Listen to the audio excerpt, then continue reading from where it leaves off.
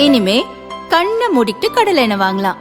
ஏன்னா மந்த்ரா கடலை எண்ணெய் இதயத்தின் தயாரிப்பு. வறுக்க பொரிக்க ஏன் எல்லா சமையலுக்கும் மந்த்ரா தான். மந்த்ரா கடலை எண்ணெய், அபார ருசி, ஆரோக்கியமான உடல் நலம்.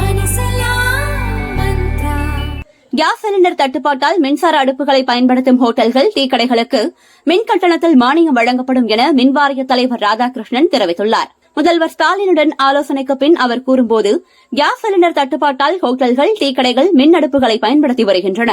அவர்களுக்கு மின் கட்டணத்தில் ஒரு யூனிட்டுக்கு 2 ரூபாய் மானியம் வழங்கப்படும். வீடுகளில் சமைத்து உணவு விற்பனை செய்வோருக்கும் இது பொருந்தும். இந்த சலுகை கேஸ் தட்டுப்பாட்டு பிரச்சினை நீங்கும் வரை தொடரும் என கூறினார். அதேபோல் விறகுகளை எரிக்க மாசு கட்டுப்பாட்டு வாரியத்தின் முன் அனுமதி பெற தேவையில்லை. விவசாயிகள் உற்பத்தி செய்யும் காய்கறிகள், பழங்களை உழவர் சந்தைகளில் கட்டுப்பாடின்றி விற்பனை செய்யலாம். சிலிண்டர் தட்டுப்பாட்டால் உணவகங்கள் காய்கறி வாங்குவதை குறைத்துள்ளதால் காய்கறிகள் வீணாவதை தடுக்க தமிழக அரசு நடவடிக்கை எடுத்துள்ளது. பெட்ரோல், டீசல் கையிருப்பு 9 நாட்களுக்கு உள்ளது. தட்டுப்பாடு எதுவும் இல்லை. வீட்டு உபயோக சிலிண்டர் இம்மாத இறுதி வரை இருப்பு உள்ளது. மக்கள் வதந்திகளை நம்ப வேண்டாம் என்று ராதாகிருஷ்ணன் கேட்டுக் கொண்டுள்ளார். உணவகங்கள், டீ கடைகள், கிளவுட் கிச்சன் உள்ளிட்ட எனி வெரைட்டி, முதல்ல நம்ம ஏதோ லைசன்ஸ்டு அந்த மாதிரி எல்லாம் இல்லாமல் தெளிவாக அனைத்து வகையான உணவகங்கள், அவங்க உணவகங்கள்னு பதிவு பண்ணியிருக்க மாட்டாங்க. அந்த மாதிரி அவங்களுக்கு இந்த எரிவாயுக்கு பதிலாக மின் அடுப்புகள் பயன்படுத்தும் போது ஏற்படும் கூடுதல், கடந்த மாதம் ஒரு பில் வந்திருக்கும், இந்த மாதம் அதனாலேயோ மற்ற பல காரணத்தினால கூடுதல் பில் வந்தால் அதுக்கு ஒரு பிளாங்கெட்டாக 2 ரூபாய் சலுகை, அதை சப்சிடி அனௌன்ஸ் பண்ணியிருக்காரு. 2 ரூபாய் சலுகை கூடுதல் மின்சார அவங்களோட யூனிட் ஒன்றுக்கு 2 ரூபாய் மானியமாக மாண்பு முதலமைச்சர் அறிவித்திருக்காரு. ஸோ இது இந்த ஒன்றிய அரசு அறிவித்துள்ள வணிக எரிவாயு பயன்பாட்டுக்கு கட்டுப்பாட்டுகள் எவ்வளோ நாள் அமலில் இருக்கோ இந்த சலுகை தொடரும். ஹோட்டலுக்கு மட்டுமல்லாமல் நிறைய பேர் இப்போ கிளவுட் கிச்சன் ஹோட்டல்னு பதிவு பண்ணியிருக்க மாட்டாங்க. அவங்க எல்லாருக்கும் இதை தெளிவுபடுத்துகிறவங்க அனைத்து வகையான உணவகங்கள் உணவு தயாரிக்கும் பொழுது அதுக்கப்புறம் அதில் நாங்கள் பிரிச்செல்லாம் பார்க்க மாட்டோம். இது கூடுதல் செலவு ஏசி நாளாச்சா இல்லையா ஹீட்டர் நாளாச்சான்னு பார்க்க மாட்டோம். அதுக்கு அந்த கூடுதல் செலவு யூனிட் என்ன, இந்த மாதமோ அடுத்த மாதமோ எது வரைக்கும் இந்த பிரச்சனை இருக்கோ அந்த கூடுதல் செலவுக்கு ஸ்ட்ரெயிட்டாக 2 ரூபாய் மானியம். அதுதான் ரொம்ப சிம்பிளாக அவங்களுக்கு போய் சேருங்கிறதுக்காக அந்த மானியத்தை அனௌன்ஸ் பண்ணியிருக்காங்க.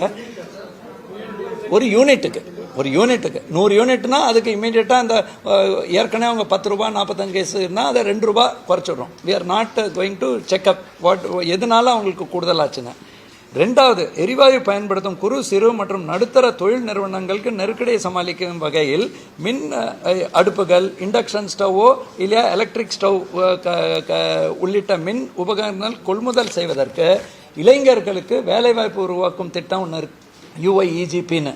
அதில் 25% அதிகபட்சமாக 3.75 லட்சம் ரூபாய் மானியத்துடன் கடன் வழங்கவும், இதே மாதிரி தமிழ்நாடு மகளிர் தொழில் முனைவோர் மேம்பாட்டு திட்டத்தின் கீழ் 20% 2 லட்சம் ரூபாய் மானியத்துடன் 10 லட்சம் ரூபாய் வரை கடன் வழங்கவும் மற்றும் அண்ணல் அம்பேத்கர் தொழில் முன்னோடிகள் திட்டத்தின் கீழ் 35% அதிகபட்சமாக 1 கோடி ரூபாய் வரை மானியத்துடன் கடன் வழங்கவும் ஆனரபிள் CM ஆணையிட்டிருக்காருங்க. இது இல்லாமல் தமிழ்நாட்டில் 60,698 தொழிற்சாலைகள் தமிழ்நாடு மாசு கட்டுப்பாட்டு வாரியத்தின் இசைவாணையினை பெற்று LPG, CNG, டீசல், இந்த ஆயில், அதுக்கப்புறம் விறகு போன்றவற்றை எரிபொருளாக பயன்படுத்தி இயங்கி வருகிறது. இந்நிறுவனங்கள் LPG, CNG போன்ற எரிபொருட்களுக்கு மாறாக மண்ணெண்ணெய், RDF, HSD, பயோமாஸ் போன்றவற்றை எரிபொருளாக பயன்படுத்தி கொள்ளலாம் எனவும் இதற்கு தமிழ்நாடு மாசு கட்டுப்பாட்டு வாரியத்தின் இசைவினை பெற தேவையில்லை.